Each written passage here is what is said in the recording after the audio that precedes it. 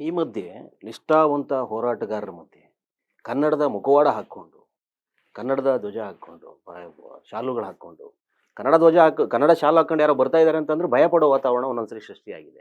ಇದ್ರ ಬಗ್ಗೆ ತಾವು ಹೇಳೋದಾದ್ರೆ ನಿಷ್ಠಾವಂತರ ಮಧ್ಯೆ ಈ ಕನ್ನಡದ ಮುಖವಾಡ ಹಾಕ್ಕೊಂಡು ಹೋರಾಟ ಮಾಡುವಂಥವ್ರ ಸಂಖ್ಯೆ ಹೆಚ್ಚಾಗ್ತಿದೆಯಾ? ಅದು ಇವತ್ತಿಂದ ಅಲ್ಲ, ಯಾವತ್ತಿಂದನೂ ಸಹ ಇದೆ ಅನ್ಸುತ್ತೆ.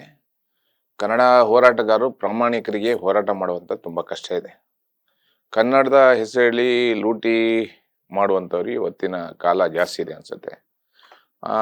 ಹಾಗೆ ಹೇಳೋಕ್ಕೋದ್ರೆ ಈಗ ಕನ್ನಡ ಹೋರಾಟಗಾರರು ಎಲ್ಲೋ ಹೋಗ್ತಾರೆ, ಯಾವುದೋ ಒಬ್ಬನ ಹತ್ರ ಸ್ವಲ್ಪ ರಾಜ್ಯೋತ್ಸವ ಮಾಡ್ತೀನಿ ಅಂತ ಹಣ ಕೇಳಿದರೆ ಅದನ್ನ ರೋಲ್ ಕಲ್ ಅಂತ ಬೇಗ ಪಟ್ಟಿ ಮಾಡ್ತಾರೆ.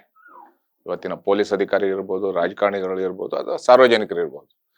ಅದೇ ರಾಜಕಾರಣಿಗಳು ಎಲ್ಲಾದರೂ ಏನಾದರೂ ಲೂಟ್ ಮಾಡಲಿ, ಯಾರ್ದಾರು ಮನೆ ತಿಂದಾಕ್ಲಿ, ಯಾರ್ದಾರು ಜಮೀನು ನುಂಗಿ ಹಾಕ್ಲಿ, ಅದು ಯಾವುದೇ ಕಾರಣಕ್ಕೂ ಈಚೆ ಬರಲ್ಲ. ವ್ಯವಸ್ಥಿತವಾಗಿ ಮುಚ್ಚಾಕುವಂಥ ಕೆಲಸ ಮತ್ತು ಅದನ್ನ ತನ್ನ ಸಂಘಟನೆಗೆ ಡೊನೇಟ್ ಅನ್ನುವಂಥದ್ದು ನಾವು ಇವತ್ತಿನ ಕಾಲದಲ್ಲಿ ನೋಡ್ತಾ ಇದ್ದೀವಿ. ಎಲ್ಲ ಕಡೆನೂ ಇದ್ದಾರೆ ಭ್ರಷ್ಟರು ಮತ್ತೆ ಸಜ್ಜನರು, ಎಲ್ಲ ಕಡೆನೂ ಇದ್ದಾರೆ.